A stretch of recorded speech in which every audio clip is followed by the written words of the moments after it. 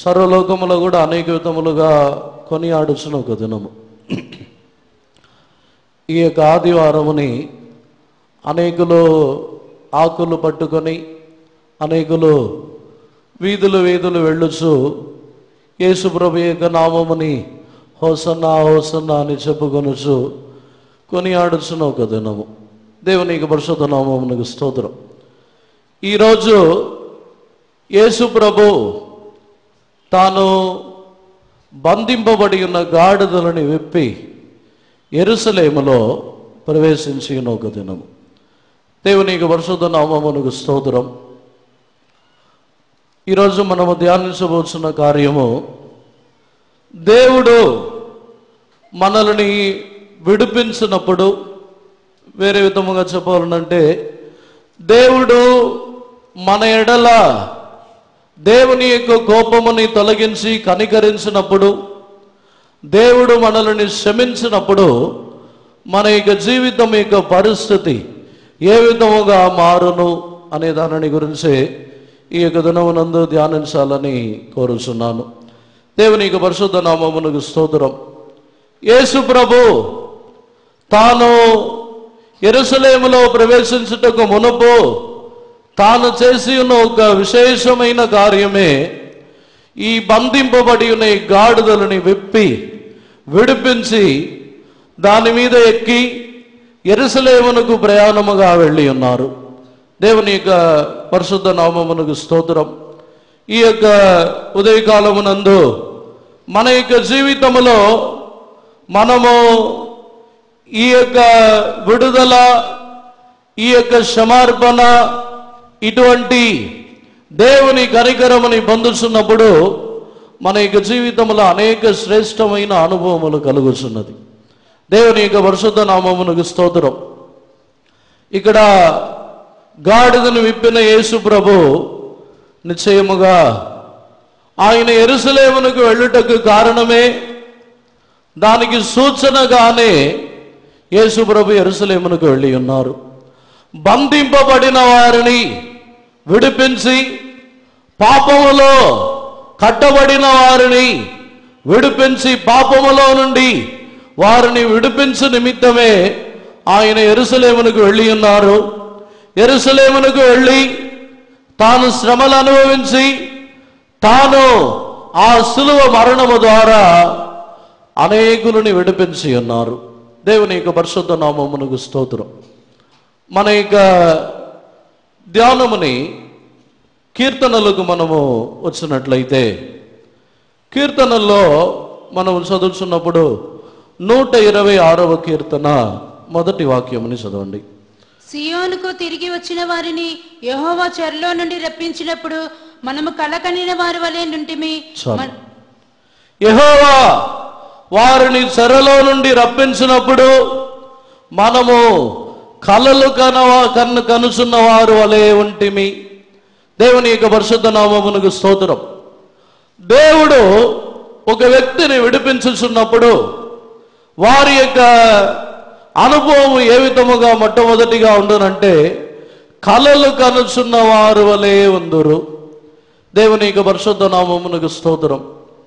రెండవదిగా, ఒక వ్యక్తిని దేవుడు పాపములో నుండి, పలు విధములైన కార్యములలో నుండి విడిపించుచున్నప్పుడు వారి యొక్క జీవితములో, వారి యొక్క అనుభవములో దేవుని యొక్క భయము, వారు విడుదల పొందిన తర్వాత దేవుని గురించి భయభక్తులు గలవారై మారుచున్నారు. దానిని అదే కీర్తనల్లో 130వ కీర్తనలో చదువుతున్నప్పుడు 4వ వాక్యముని చదవండి. అయినను జనులు నీ యందు భయభక్తులు నిలుపునట్లు నీ యొద్ద క్షమాపణ దొరుకును. జనులు నీ యొద్ద భయభక్తులని నిలుపుటకు నీ యొద్ద క్షమార్పణ దొరుకును. దేవుని యొద్ద దొరుకుచున్న క్షమార్పణ దేవుని మీద భయభక్తులని నిలుపుటకు కారణముగా మారుచున్నది. దేవునికి పరిశుద్ధ నామమునకు స్తోత్రం. మూడవదిగా, దేవుడు ఒక వ్యక్తిని క్షమించి వానిని విడిపించినప్పుడు వారి యొక్క జీవితం యొక్క పరిస్థితి ఏ విధముగా ఉండునంటే, వారు తమ యొక్క జీవితములో దేవుని చూడలేక మౌనముగా మార్చబడి, తమ యొక్క జీవితములో తన యొక్క నాలుకని అణుచువేయుచున్న వారుగా మారుచున్నారు. యెహెజ్కేలు గ్రంథము 16వ అధ్యాయము 63వ వాక్యములో చదువుతున్నప్పుడు ఈ వాక్యముని చదువుతున్నాము. చదవండి. నీవు చేసినది ఎంతటి నిమిత్తము నేను ప్రాయశ్చిత్తము చేయగా దానిని మనసులకు తెచ్చుకుని సిగ్గుపడి సిగ్గు చేత నోరు మూసుకొందువు, ఇదే యెహోవా వాక్కు. సిగ్గు చేత నోరు మూసుకొని ఉందు, ఇదే యెహోవా వాక్కు. దేవుని యొక్క పరిశుద్ధ నామమునకు స్తోత్రం. చివరిగా ఒక వ్యక్తిని దేవుడు పాపములో నుండి, చెరలో నుండి విడిపించినప్పుడు వారి యొక్క పరిస్థితి ఏ విధముగా మారుచున్నదని కీర్తనల్లో 14వ కీర్తనలో మనం చదివినట్లయితే వారి యొక్క జీవితం యొక్క అనుభవము శ్రేష్టముగా మారుచున్నది. చదవండి 7వ వాక్యముని చదవండి. సీయోన్లో నుండి ఇశ్రాయేలుకు రక్షణ కలుగునుగాక. యెహోవా చెరలోని తన ప్రజలను రప్పించినప్పుడు యాకోబు హర్షించును, ఇశ్రాయేలు సంతోషించును. యెహోవా తన యొక్క ప్రజలని చెరలో నుండి రక్షించినప్పుడు యాకోబు హర్షించును, ఇశ్రాయేలు సంతోషించును. దేవుని యొక్క పరిశుద్ధ నామమునకు స్తోత్రం. ఒక వ్యక్తి పాపములో నుండి తాను విడుదల పొంది ఉన్నాడని ఎలా చెప్పగలమంటే, వారిలో కలుగుచున్న సంతోషము, ఆనందముని బట్టి చెప్పగలము. దేవుని యొక్క పరిశుద్ధ నామమునకు స్తోత్రం. ఇప్పుడు మొట్టమొదటిగా మనం ధ్యానించున్న కార్యముని బట్టి, సియోనులో ఉన్నవారు వారి యొక్క చెరలో నుండి విడిపించినప్పుడు కలలు కనుచున్న వారు వలె ఉన్నామని చెప్పుచున్నారు. దేవుని యొక్క పరిశుద్ధ నామమునకు స్తోత్రం. దానికి ఉదాహరణముగా అపోస్తుల కార్యముల్లో మనం చదువుతున్నప్పుడు పేతురుని సంకెళ్లతో బంధించి పేతురుని చంపివేయవలనని శత్రువులు, అధికారులు పలు విధముగా పేతురుకు విరోధముగా లేచి క్రియ చేసి పేతురుని సంకెళ్లతో బంధించి ఉన్నప్పుడు, ఆ సందర్భంలో పేతురుని ఒక దూత తాను వెళ్ళి విడిపించి అతనిని పట్టణమునకు వెలుపల తీసుకుని వెళ్ళి విడిచిపెట్టి ఉన్నాడు. అప్పుడు వాటన్నిటిని కూడా కలలు చూచుచున్న ప్రకారముగానే తాను చూసి ఉన్నాడు. దేవుని యొక్క పరిశుద్ధ నామమునకు స్తోత్రం. చదవండి. అపోస్తుల కార్యములు 12వ అధ్యాయము 9వ వాక్యముని చదవండి. అతడు వెలుపలికి వచ్చి దూత వెంబడి వెళ్ళి దూత వలన జరిగినది నిజముగా జరిగినది గ్రహింపక తనకు దర్శనము కలిగినని తలంచెను. చాలు. దూత వలన జరిగినది తనకు నిజముగా జరిగినదని గ్రహింపక తనకు దర్శనములో కలిగి ఉన్నదని అనుకొని ఉన్నాడు. దేవుని యొక్క పరిశుద్ధ నామమునకు స్తోత్రం. ఈ యొక్క ఉదయకాలమునందు ఈ కార్యములని దేవుడు మనకు బయలుపరచకు కారణం ఏమిటంటే, నిశ్చయముగా ఈ యొక్క దినములలో మనం ఉపవాస ప్రార్థనలో పాలు పొంది మన యొక్క జీవితంలో మనము ఊహించని విధముగానే దేవుడు క్రియ చేయబోతున్నారు. అందుకే వారు చెరలో నుండి విడిపించబడుచున్నప్పుడు కలలు కనుచున్న వారు వలె ఉన్నామని చెప్పి ఉన్నారు. ఈరోజు దేవుని సన్నిధానములో మనం అనేక కార్యములలో బంధింపబడి ఉన్నాము. అనేక పాపములలో, అనేక విధములైన కార్యములలో బంధించబడిన వారుగానే కనబడుచున్నాము. పేతురు తన్ను ఇతరులు బంధించునను ఆ బంధింపబడిన పరిస్థితుల్లోనే ఉండుటకు కారణం ఏమిటంటే, తాను బంధింపబడిన వాడుగా ఉన్నప్పుడు ఆ సందర్భములో కూడా తన యొక్క జీవితంలో నిద్రపోవచ్చు నిర్లక్ష్యము గలవాడై ఉన్నాడు. దేవుని యొక్క పరిశుద్ధ నామమునకు స్తోత్రం.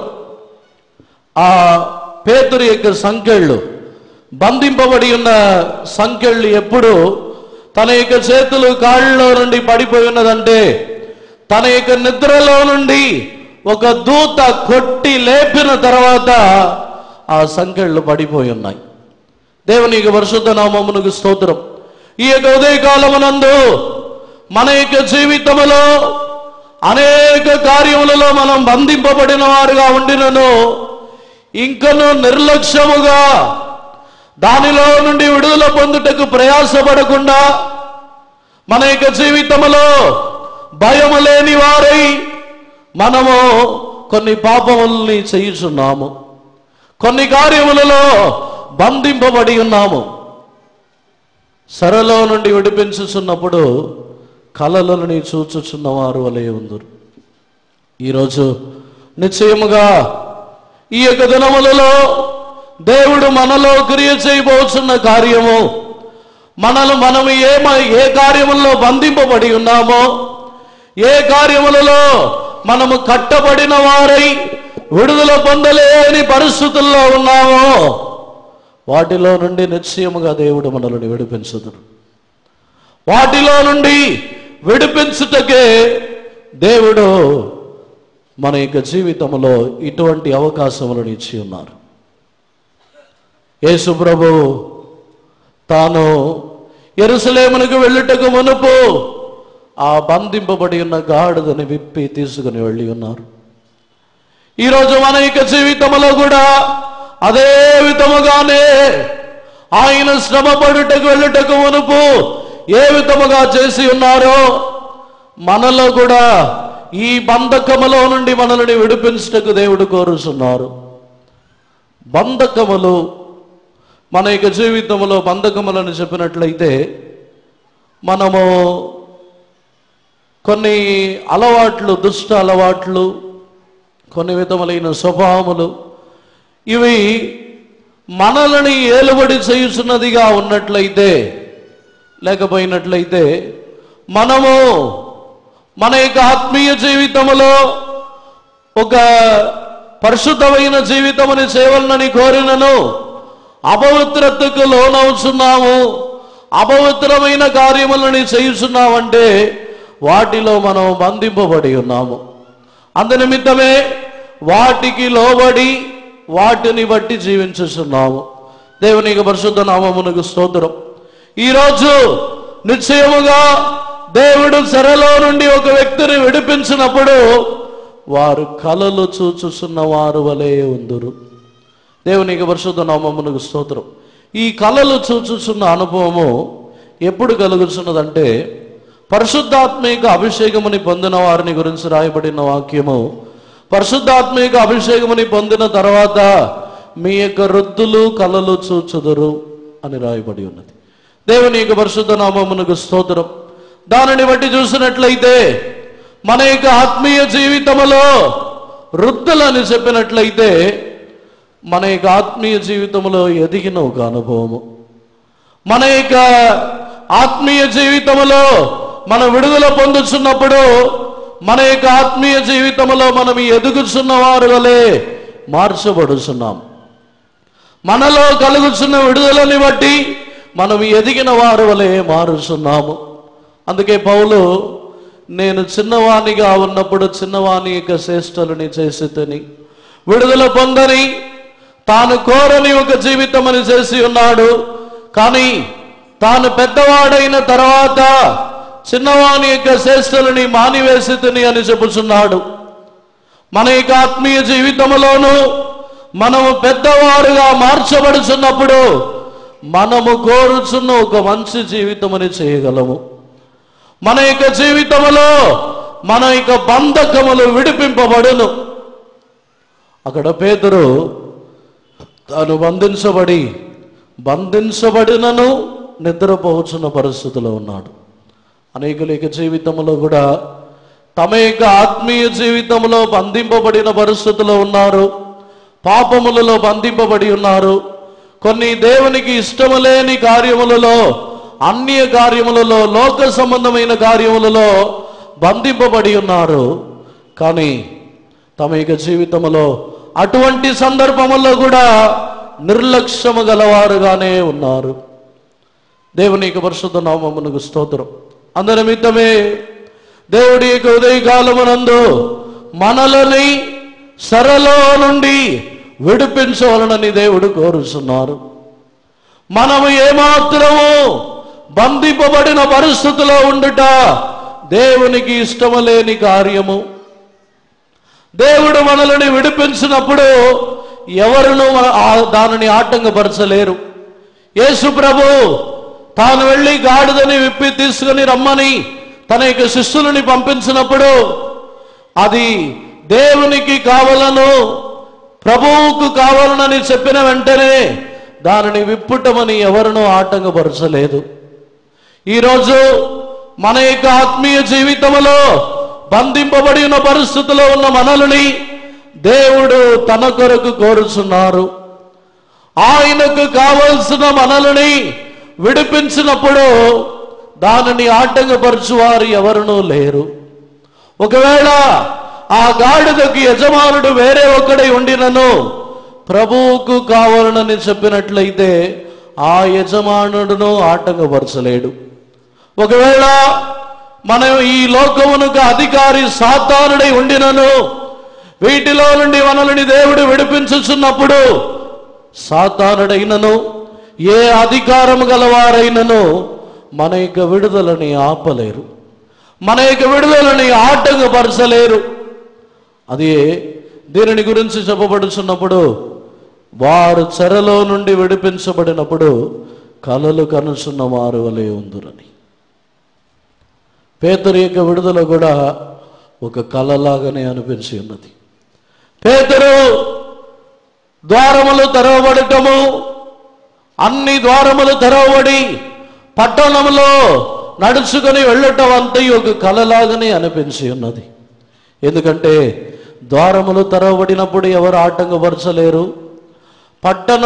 పట్టణమునకు వెలుపల వెళ్ళేంత వరకు కూడా ఎవ్వరును ఆటంకపరచలేదు. దేవుడు మనల్ని విడిపించినట్లయితే ఆ విడుదలని ఆటంకపరచువారు భూమిలో ఎవరునూ లేరు. నిశ్చయముగా ఆ విడుదల నిశ్చయముగా మనకి జీవితంలో కలుగును. విశ్వాసముతో మనల్ని దేవుని కొరకు సమర్పించుకొని మనం వేడుకొనుచున్నప్పుడు నిశ్చయముగా విడుదల మనకు కలుగుచున్నది. మన యొక్క విడుదలని ఎవరునూ ఆపలేని ఒక అనుభవం కలుగుతున్నది. ఈ యొక్క ఉదయకాలమునందు అటువంటి విడుదలని, పాపములో నుండి, పలు విధములైన బంధకములో నుండి దేవుడు నన్ను విడిపించదని విశ్వాసము గలవారు అందరిని చేరి దేవుని స్తోత్రించదము. స్తోత్రం, స్తోత్రం, స్తోత్రం, స్తోత్రం. హల్లెలూయా, హల్లెలూయా, హల్లెలూయా, హల్లెలూయా, హల్లెలూయా, హల్లెలూయా, హల్లెలూయా, హల్లెలూయా. స్తోత్రం. రెండవదిగా దేవుడు ఒక వ్యక్తిని పాపములో నుండి విడిపించుచున్నప్పుడు వారి యొక్క పరిస్థితులు ఏ విధముగా ఉండనంటే అదే 130 కీర్తన 4వ వాక్యంని మరలా చదవండి. అయినను జనులు నీ యందు భయభక్తులు నిలుపునట్లు నీ యొద్ద క్షమాపణ దొరుకును. చాలు. అయినను నీ యొద్ద జనులు భయభక్తులని నిలుపునట్లు నీ యొద్ద క్షమాపణ దొరుకును. దేవునికి పరిశుద్ధ నామమునకు స్తోత్రం. భూమిలో దేవునికి భయపడకుండా దేవుని భయము లేని వారై తమ యొక్క జీవితంలో దేవుని ఎరిగి ఉండి దేవుని భయము లేక తమ యొక్క పాపములని, తమ యొక్క కోరికలని, తమ యొక్క ఇష్టములని నెరవేర్చుకొనుచున్నవారు దేవుని యొద్ద నుండి క్షమాపణని పొందని వారు. దేవునికి పరిశుద్ధ నామమునకు స్తోత్రం. ఒక వ్యక్తి దేవుని యొద్ద నుండి క్షమించబడినట్లయితే దేవునికి వారు భయపడుచున్నారు. దేవుని యొక్క భయభక్తులు కలిగిన వారుగా మారుచున్నారు. ఈరోజు దేవుని సన్నిధానములో మనం ఎంతోమంది దేవుని సన్నిధానమునకు వచ్చి ఉన్నాము. దేవుడు నన్ను క్షమించి ఉన్నారు, నా పాపములన్నిటినీ దేవుడు క్షమించి ఉన్నారని విశ్వాసము గలవారు మరలా అదే పాపములని చేయుటకు భయపడుదురు. ఒక భయము అనగా హృదయములో తమ యొక్క జీవితంలో ఏదైనా పాపం ప్రవేశించినప్పుడు హృదయములో కూర్చోబడుచున్నారు. హృదయములో ఒక భయము కలిగి వేదన కలుగుచున్నది. ఈరోజు దేవుని సన్నిధానంలో ఉన్న మనలో మనలో ఏమైనాను పాపములు ప్రవేశించుచున్నప్పుడు భయము కలుగుతుందా లేదా అని చూడాలి. ఒకవేళ భయమే లేకుండా అన్ని విధములైన పాపములని మనము చేయిచూ ఉన్నట్లయితే మన యొక్క పాపములు క్షమించబడటం లేదు. అందుకే కీర్తనకర్త చెబుతున్నాడు, మీ యొద్ద భయభక్తులు కలిగి ఉండుటకు మీ యొద్ద క్షమార్పణ ఉన్నది. దేవునికి భయపడి దేవుని యందు భయభక్తులు కలిగి జీవించుటకు దేవుని యొద్ద ఉన్నది క్షమార్పణ. దేవుడు క్షమించని ఎడల మన యొక్క పరిస్థితి దౌర్భాగ్యమైన పరిస్థితి. దేవుడు క్షమించని ప్రతి పాపము కూడా మరణ శిక్షకు పాత్రులుగా మార్చుచున్నది. మన యొక్క జీవితంలో ఈరోజు ఉదయకాలమునందు మనము దేవుని సన్నిధానములో ఉన్నాము. మన యొక్క ఆత్మీయ జీవితంలోను అక్షరార్థముగాను ఏదైనా ఒక్క కార్యమైనను క్షమించబడకపోయినట్లయితే ఆ క్షమించబడని పాపమే మరణమునకు మనల్ని పాత్రులుగా మార్చుచున్నది. ఈరోజు దేవుని సన్నిధానములో భయము లేకుండా, దేవునికి భయపడకుండా మనము చేయుచున్న కార్యములు ఏమిటో ఒకసారి ధ్యానించి చూసేదాము. దేవునికి భయపడకుండా మన యొక్క జీవితంలో మనం ఏ విధముగా నడుచుకొనుచున్నాము. రోమీయులకు రాసిన పత్రికలో చదువుతున్నప్పుడు మనము అడవి ఒలివ కొమ్మలై ఉండి మనము అంటు కట్టబడిన వారమై ఉన్నాము. నిజమైన అడవి ఒలివ కొమ్మలే నరికివేయబడినప్పుడు, మీరు నిజమైన కొమ్మలే నరికివేయబడినప్పుడు అడవి ఒలివ కొమ్మలైన మీరు నరికివేయబడుట ఎంత నిశ్చయమని చెప్పుచున్నారు. కావున గర్వించక భయపడి ఉండమని పౌలు రోమీయులకు రాయిచున్నాడు. రోమీయులకు రాసిన పత్రిక 11వ అధ్యాయంలో చదువుతున్నప్పుడు, నీవు గర్వింపక భయపడి ఉండము. చదవండి 20వ వాక్యం. మంచిది, వారు అవిశ్వాసమును బట్టి విరిచివేయబడిరి, నీవైతే విశ్వాసమును బట్టి నిలిచి ఉన్నావు. గర్వింపక భయపడుము. 21 కూడా చదువు. దేవుడు స్వాభావికమైన కొమ్మలను విడిచిపెట్టని ఎడల నిన్నును విడిచిపెట్టడు. దేవుడు స్వాభావిక కొమ్మలనే విడిచిపెట్టని ఎడల నిన్నును విడిచిపెట్టడు. దేవుని యొక్క పరిశుద్ధ నామమునకు స్తోత్రం. ఈ యొక్క ఉదయకాలమునందు మనము దేవుని యొద్ద నుండి ప్రతి కార్యమునకును పశ్చాత్తాపపడి క్షమార్పణ పొందుతున్నామంటే మనలో ఆ పాపముని చేయకుండా ఉండుటకు భయము కలుగుతున్నది. మనం భయపడకుండానే అన్యాయములు, పలు విధములైన ఆశలతో నుండి పలు కార్యములని అన్యాయము చేసి అన్యాయముగా సంపాదించి వడ్డీకిచ్చుకొనొచ్చు.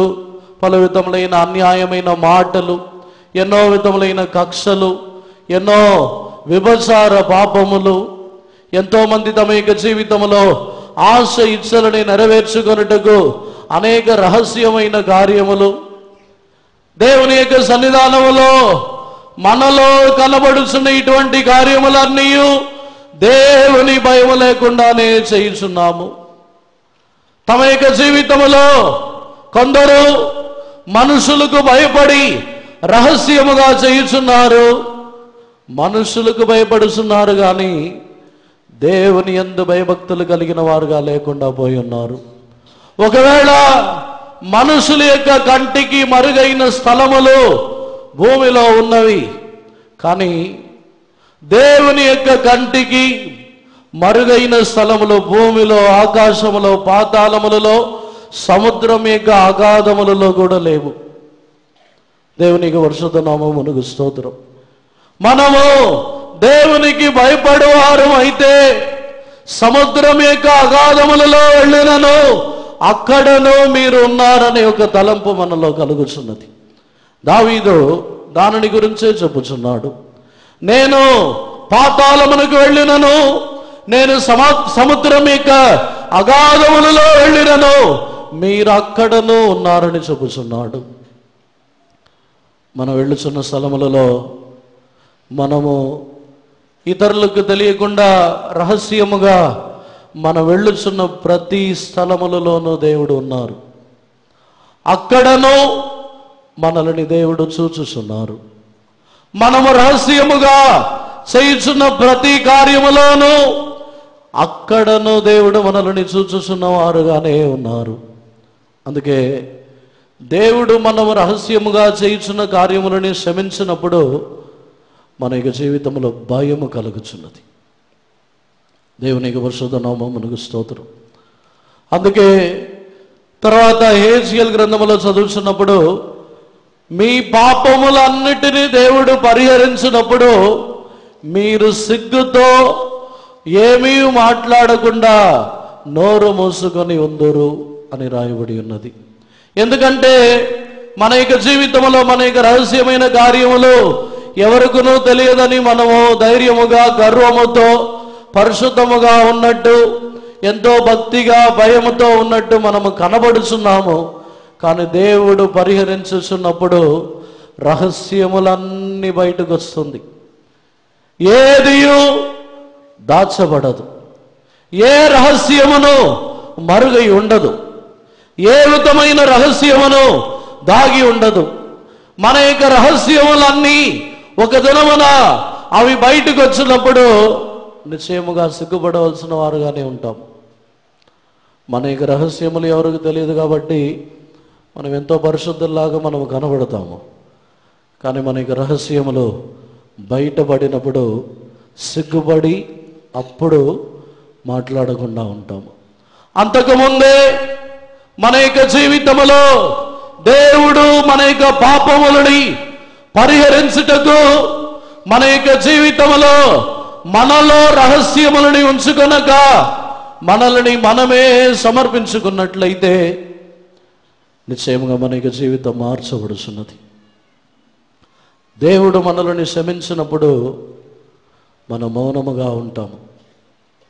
ఈ రోజుల్లో అనేకుల యొక్క జీవితంలో చూసినట్లయితే తమ యొక్క జీవితంలో తాము పరిశుద్ధముగా ఉన్నట్లు అనేకులని గురించి నేరారోపణ చేయొచ్చు, అనేకులని గురించి చెప్పుకొనొచ్చు, అనేకులని గురించి చెడుగా మాట్లాడచ్చు, ఎన్నో కార్యములని చేయుచున్నారు. కానీ నిజముగా మనము మన యొక్క పాపములు అన్నీ క్షమించబడి మన యొక్క పాపములు అన్నీ పరిహరించబడి ఉంటే మనం మాట్లాడలేము. మనం ఎందుకు నేరారోపణ చేయొచ్చు, ఇతరులని దోషులుగా తీర్పు తీర్చచ్చు, ఇతరులని పలవితమైన దూషణమైన మాటలతో అనేక విధములుగా చెడుగా మాట్లాడుచు ఉండుటకు కారణము మనలో ఈ రహస్యమైన కార్యములు, ఈ రహస్య పాపములు క్షమించబడలేదు. అవి ఇంకనూ దాగి ఉన్నాయి. అందుకే మనం ఇతరులని నేరారోపణ చేయుచున్నాము. ఆదాము యొక్క పాపము క్షమించబడలేదు కనుకనే తాను వెళ్ళి దాక్కుకొని ఉన్నాడు. తనలో ఉన్న రహస్యం మాత్రమే కాకుండా తనలో ఎందుకు ఆ పాపం ప్రవేశించి ఉన్నదంటే దేవుని మీదే మీరు ఇచ్చిన ఈ స్త్రీ ద్వారానే నేను పాపము చేసి ఉన్నానని చెబుతున్నాడు. మన యొక్క జీవితంలో పాపములు క్షమించబడి ఉన్నట్లయితే మనం ఇతరులని నేరారోపణ చేయలేము. మన యొక్క జీవితంలో ఉన్న రహస్యములు దేవుడు మనకు బయలుపరిచి మనం ఎంత దౌర్భాగ్యమైన పరిస్థితుల్లో ఉన్నామని దేవుడు మనకు బయలుపరిచి వాటిలో నుండి మనల్ని విడిపించినప్పుడు, మనల్ని క్షమించినప్పుడు ఇతరులని నేరారోపణ చేయలేము, ఏమీ మాట్లాడలేము. మన యొక్క జీవితంలో మనమే సిగ్గుపడి మన యొక్క దౌర్భాగ్యమైన పరిస్థితిని గురించి మనమే ఆలోచించి మౌనముగానే ఉందమే తప్ప మన యొక్క నోరు తెరవబడదు. ఈరోజు అనేకుల యొక్క నోరు ఇతరుల యొక్క జీవితము గురించే తెరవబడుతుంది. చెప్పాలంటే జీవితంలో ఎక్కువగా మాట్లాడే మాటలు ఏమిటో అని ధ్యానించి చూస్తే ఇతరులని గురించి చెడుగా మాట్లాడే మాటలు ఎక్కువగా ఉంటాయి. ఒక వ్యక్తితో ఎక్కువసేపు మాట్లాడుతున్నారంటే ఒకటి, దేవుని యొక్క వాక్యములు, సత్యములు, ఉపదేశములని గురించి మాట్లాడవచ్చు. లేని ఎడల ఇతరులని గురించి చెడుగా మాట్లాడితే ఎక్కువసేపు మాట్లాడతారు. ఈరోజు దేవుని సన్నిధానంలో మన యొక్క నోరు తెరవబడి ఇతరుల యొక్క జీవితము, ఇతరుల యొక్క రహస్యములు, ఇతరుల యొక్క పాపములు, ఇతరుల యొక్క వారి యొక్క జీవితముని గురించి మనం మాట్లాడుచున్నామంటే ఇంకా మన యొక్క నోరు మూయబడలేదంటే మన యొక్క పాపం పరిహరింపబడలేదు. ఇంకా ఒక వ్యక్తి యొక్క పాపములు పరిహరింపబడి ఉంటే సిగ్గుతో నోరు మూసుకొని ఉండాలి. దేవునికి పరిశుద్ధ నామమునకు స్తోత్రం. ఈరోజు అనేకులు ఇతరులు వారు సరిలేదు, వీరు సరిలేదు, వారిని అలా ఉంచాలి, వీరిని ఇలా ఉంచాలని చెప్పుకొనుచున్న వారి యొక్క పాపములు పరిహరింపబడలేదు. దేవుని సన్నిధానములో మన యొక్క జీవితంలో ఉన్న పాపములు పరిహరింపబడి ఉన్నట్లయితే వారి యొక్క పాపములు కూడా అదే విధముగానే పరిహరింపబడునని మౌనముగా ఉంటాం. మన యొక్క జీవితంలో ఉన్న దోషములు, మన యొక్క జీవితంలో ఉన్న పాపములని దేవుడు పరిహరించినప్పుడు ఇతరుల యొక్క జీవితంలో ఉన్న దోషములు పరిహరించబడదని ఎలా చెప్పగలము? ఒకవేళ మన యొక్క పాపములు పరిహరింపబడకుండా ఉంటే అప్పుడు మనము నోరు తెరిచి వారిని నేరారోపణ చేసి వారు కూడా ఇటువంటి వారే అని చెప్పుకుంటూ ఉంటాము. ఎందుకంటే మనము క్షమించబడలేదు. మనము క్షమించబడినట్లయితే ఇతరులను క్షమించబడతారనే విశ్వాసం మనలో ఉంటుంది. మన యొక్క జీవితంలో ఉన్న పాపములు, రహస్యమైన కార్యములన్నీ పరిహరించబడినట్లయితే వారి యొక్క జీవితమును పరిహరించబడునని ఒక నమ్మిక మనలో కలుగుతుంది. అందుకే మౌనముగా ఉంటాం. మౌనముగా ఉంటున్నామంటే చేత కాక కాదు, దేవుడు మనల్ని క్షమించి ఉన్నారు గనుక వారును క్షమించబడతారని ఒక విశ్వాసం, వారి యొక్క పాపములను పరిహరించబడునని నమ్మిక, విశ్వాసముతోనే నోరు మూసుకొని ఉండవలను. మన యొక్క జీవితంలో మనం ఇతరులని నేరారోపణ చేసి ఇతరుల యొక్క జీవితము సరిలేదు, వారు వీరు అలా ఉన్నారు, ఇలా ఉన్నారని చెప్తే మనం పరిశుద్ధులు అయిపోతామా? మనల్ని మనం వచ్చి ఎవరికైనా ఇతరులు ఇలా ఉన్నారు, వారి యొక్క జీవితం అలా ఉంది అని చెప్పుకుంటూ ఉంటే మనం నీతిమంతులు అయిపోతామా? యేసు ప్రభు యొద్దకు వచ్చి పరిసయ్యులను అనేకులు వచ్చి ఇతరుల యొక్క జీవితముని గురించి, శిష్యుల గురించి, వారి గురించి, వీరి గురించి చెప్పారు. కానీ యేసు ప్రభు యొక్క దృష్టిలో పరిసయ్యులు ఎన్నడూనూ నీతిమంతులు కాలేదు. ఇతరులని గురించి మన యొక్క జీవితంలో నేరారోపణ చేయుచున్నంత వరకు దేవుని దృష్టిలో మాత్రమే కాదు, అనేక పరిశుద్ధుల యొక్క దృష్టిలో మనం నీతిమంతులుగా ఉండలేము. దేవునికి పరిశుద్ధ నామమునకు స్తోత్రం. ఈరోజు దేవుని సన్నిధానములో మన యొక్క జీవితంలో ఉన్న పాపములు పరిహరింపబడితే మన యొక్క పరిస్థితి ఇలా ఉంటుంది. మరలా యెహెజ్కేలు గ్రంథంలో అదే వాక్యముని చదవండి, 16వ అధ్యాయము చివరి వాక్యం. నీవు చేసినది అంతటి నిమిత్తము నేను ప్రాయశ్చిత్తము చేయగా దానిని మనసులకు తెచ్చుకొని సిగ్గుపడి సిగ్గు చేత నోరు మూసుకొందువు, ఇదే యెహోవా వాక్కు. నేను నీవు చేసిన వాటన్నిటికీ ప్రాయశ్చిత్తము చేయగా వాటిని నీవు మనసులో తెచ్చుకొని సిగ్గుపడి సిగ్గు చేత నోరు మూసుకొని ఉండు. ఇప్పుడు మన యొక్క ప్రవర్తనలు ఏ విధముగా ఉన్నదో ఒకసారి ధ్యానించి చూసేద్దాం. మన యొక్క ఆత్మీయ జీవితంలో మన యొక్క పాపములు పరిహరింపబడి ఉన్నదా? నేను మీ పాపములని పరిహరించినప్పుడు మన యొక్క జీవితంలో మనము చేసిన దోషములు, పాపములన్నిటినీ దేవుడు పరిహరించినట్లయితే వాటిని మనము జ్ఞాపకంలో తెచ్చుకుంటాము. ఎవరిని నేరారోపణ చేయుటకు మునుపు, ఎవరిని చెడుగా మాట్లాడుటకు మునుపు మన యొక్క జీవితంలో ఉన్న దోషములు మనకు జ్ఞాపకములో వస్తాయి. క్షమించబడిన వారికే జ్ఞాపకములో ఉంటుంది.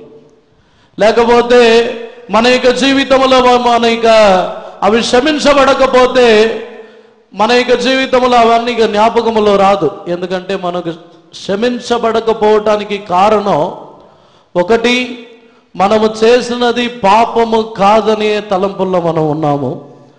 రెండవది, మనము చేసినది తప్పని తెలుసునను పశ్చాత్తాపముతో తగ్గించుకొని వేడుకొనకుండా ఉన్నాము, అందుకే క్షమించబడలేదు.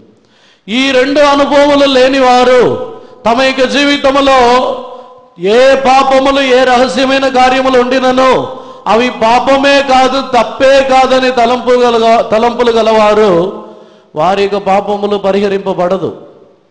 వారి యొక్క పాపములు క్షమించబడదు. వారి యొక్క జీవితంలో వారి యొక్క పాపములు పరిహరింపబడకుండా వారు చేయుచున్నదాన్ని పాపమే కాదని తలంపులతో ఉన్నారు కాబట్టి ఇతరులని నేరారోపణ చేయటం, తమ యొక్క జీవితంలో తాము చేయుచున్నది అన్నీ నీతియే అని నీతికరించుకొనుచు ఉండటము ద్వారానే ఇతరులని గురించి చెడుగా మాట్లాడటం. మనలో మన యొక్క జీవితంలోనూ దోషములు గలదు, నాలోనూ పాపములు ఉన్నాయని ఎవరు అనుకొనుచున్నారో వారు ఇతరులని గురించి మాట్లాడలేరు. సిగ్గుతో నోరు మోసుకొని ఉందురు. దేవునికి పరిశుద్ధ నామమునకు స్తోత్రం. ఈ మాటని ఇశ్రాయేలు జనులతోనే దేవుడు మాట్లాడుతున్నారు. నేను మీరు చేసిన దానిని పరిహరించినప్పుడు నిశ్చయముగా మన యొక్క జీవితంలో మన యొక్క పాపములు, మన యొక్క దోషములు అన్నీ పరిహరించబడి ఉన్నది, క్షమించబడి ఉన్నదాని దానికి గుర్తు ఏమిటంటే మౌనముగా ఉండుట. ఈరోజు మన యొక్క పరిస్థితులు, మన యొక్క పాపములు అన్నీ క్షమించబడి ఉన్నదా? మౌనముగానే ఉన్నామా? లేకపోతే మనమే నీతిమంతులమో, మనమే పరిశుద్ధులమో, మనమే యథార్థవంతులమో, నమ్మకస్తులమని ఎంచుకొని ఇతరులు ఎవరు అలాంటి వారు కాదని ఊహల్లో ఉన్నామా? మనమే పరిశుద్ధులము, మనమే నీతిమంతులము, మనమే యథార్థవంతులము, నమ్మకస్తులమని ఊహల్లో ఉంటే దేవుని ద్వారా ఎన్నడూ నీతిమంతులుగా మార్చబడలేము.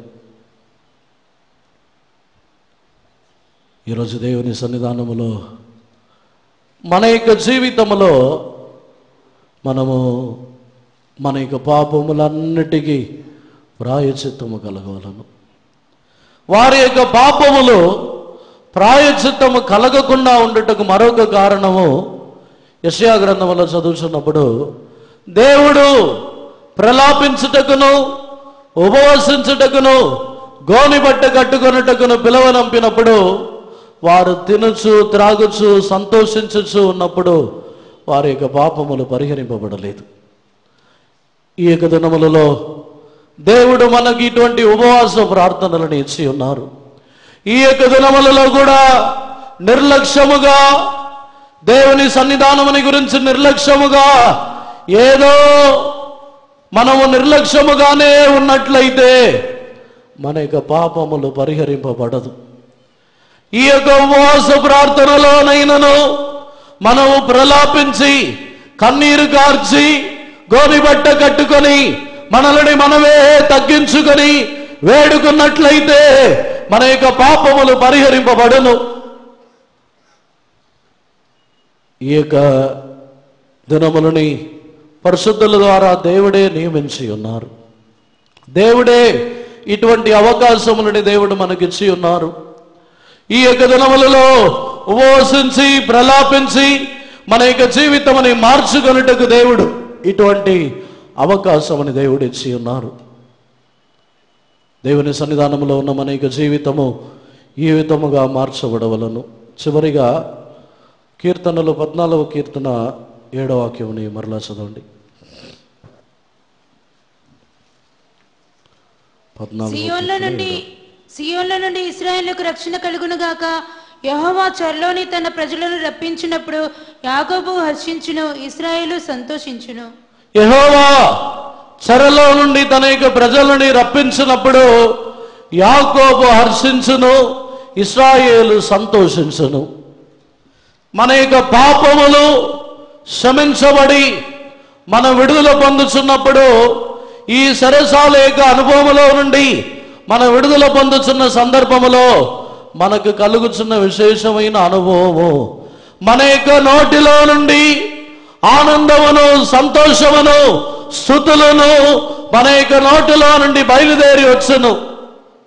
ఇదే కీర్తనల్లో మనం చదువుతున్నప్పుడు ఆ వారి యొక్క నోటిలో ఉత్సాహ స్తోత్రములు, స్తుతులు కనబడినని కీర్తనలు 149వ అధ్యాయంలో మనం చదువుతున్నాము.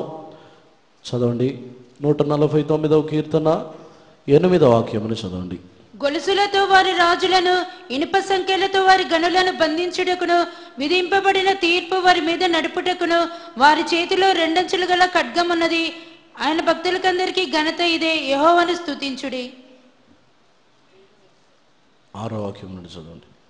వారి నోట దేవునికి చేయబడి ఉత్సాహ స్తోత్రములున్నవి. వారి నోట దేవునికి చేయబడుచున్న ఉత్సాహ స్తోత్రములున్నవి. మన యొక్క జీవితంలో ఈ అనుభవములు కలుగుటకు మునుపు మన యొక్క నోరు మూయబడాలి. అప్పుడే మన యొక్క జీవితంలో కీర్తనలో చెప్పబడుచున్న ప్రకారముగా వారి యొక్క చెరలో నుండి విడిపించినప్పుడు యాకోబు హర్షించును, ఇశ్రాయేలు సంతోషించునని రాయబడి ఉన్నది. మన యొక్క జీవితంలో మనము పాపములో నుండి విడుదల పొందుతున్నప్పుడు మన యొక్క నోటిలో స్తుతులు, సంతోషము, ఆర్భాటములు ఉండును. యాకోబు హర్షించుచున్నాడు. మన యొక్క జీవితంలో పాపములో నుండి మనం విడుదల పొంది ఉన్నామనే దానికి గుర్తు దేవుని సన్నిధానములో మనం మౌనముగా ఉండలేము. దేవుని సన్నిధానములో ఆయనని స్తుతించి పాడి పొగడి ఆయన యొక్క నామముని హెచ్చించుచున్న వారుగా ఉండము. దేవుని సన్నిధానములో నామకార్థ గ్రహిస్తుల వలె పెదవులు మాత్రమే కదలదు, హృదయాంతరములో నుండి పూర్ణ బలముతో, పూర్ణ శక్తితో, పూర్ణ ఆత్మతో దేవుని స్తుతించి ఉత్సాహ గానముతో దేవుని మహిమపరచదము. ఎల్లప్పుడూ మన యొక్క నోటిలో సంతోషము కనబడును. ఎల్లప్పుడూ మన యొక్క హృదయంలో ఒక ఆర్భాట నాదము వినబడును. మనలో దుఃఖము ఉండదు. మన యొక్క పాపములు క్షమించబడి ఉన్నట్లయితే మన యొక్క హృదయంలో ఉన్న దుఃఖము తీసివేయబడును. ఎల్లప్పుడూ సంతోషమే కలుగును. ఈరోజు అందరిని కూడా మన యొక్క జీవితంలో అటువంటి సంతోషముతో నిండిన వారుగా మనము తిరిగి వెళ్ళవలను. మన యొక్క జీవితంలో దేవుడు మన యొక్క పాపములను క్షమించుటకు ఆయన శక్తివంతుడై ఉన్నారు. నిశ్చయముగా మన యొక్క పాపములను ఒప్పుకున్నట్లయితే మన యొక్క పాపములను శుద్ధీకరించుటకు ఆయన నమ్మకస్తుడై ఉన్నారు. ఆయన యొక్క మన యొక్క పాపములను కడిగి పవిత్రులుగా మార్చుటకు ప్రేమతో నుండి ఉన్న దేవుడు ఇప్పుడు మన మధ్యలో ఉన్నారు. యేసు ప్రభు తాను యెరూషలేమునకు వెళ్ళి అక్కడ ఆ స్థలములో తన యొక్క శిష్యుల యొక్క కాళ్ళని కడిగి ఉన్నారు. ప్రేమతో వారి యొక్క కాళ్ళని కడిగి ఉన్నారు. ఈరోజు అక్కడ ప్రతి ఒక్కరు కూడా యేసు ప్రభు ద్వారా కడుగబడి ఉన్నారు. అదే ప్రేమతో నిండి ఉన్న దేవుడు ఇప్పుడు మన మధ్యలో ఉన్నారు. ఆ రోజు పేతురుతో యేసు ప్రభు చెప్పి ఉన్నారు, నేను నిన్ను కడగని ఎడల నాతో నీకు పాలు భాగము లేదని చెప్పి ఉన్నారు.